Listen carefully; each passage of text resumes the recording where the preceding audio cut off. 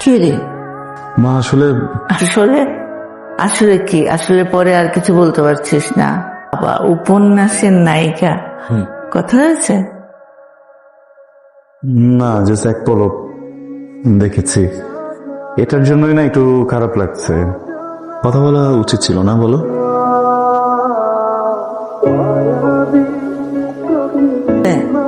দেখবি একদিন ঠিক কোন না কোনো জায়গায় দেখা পেয়ে গেছিস। আচ্ছা ঠিক আছে, পর তাহলে আমি ওই দিক থেকে আসছি।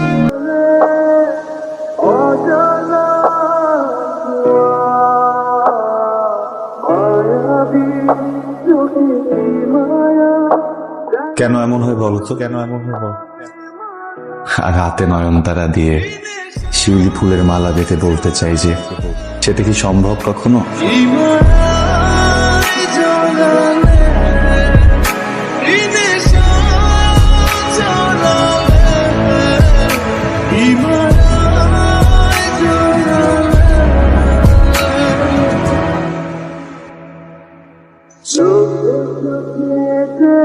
তোর একটা খুঁজে পাবা?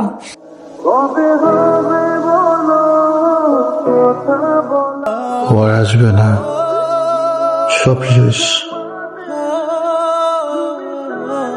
আমাকে এড়ানোর জন্য একটা মিথ্যা অজুহাত দিয়ে গেছে। স্যার, আপনার একটা পার্সেল।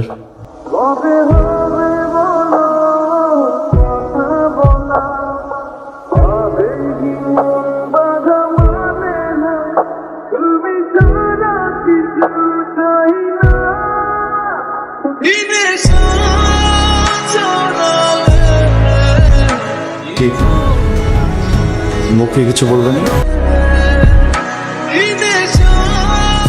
জানিস ছেলেটা না অনেক পাগল, চা দিয়ে ভেজে সমুচা খায় আর আমাকে রংধনু বলে ডাকে।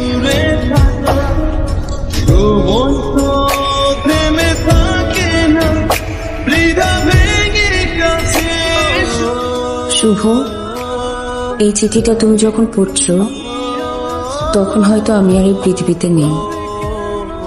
তোমাকে অনেক বড় একটা মিথ্যা বলেছি আমি। মা অসুস্থ ছিল না শুভ, অসুস্থ ছিলাম আমি।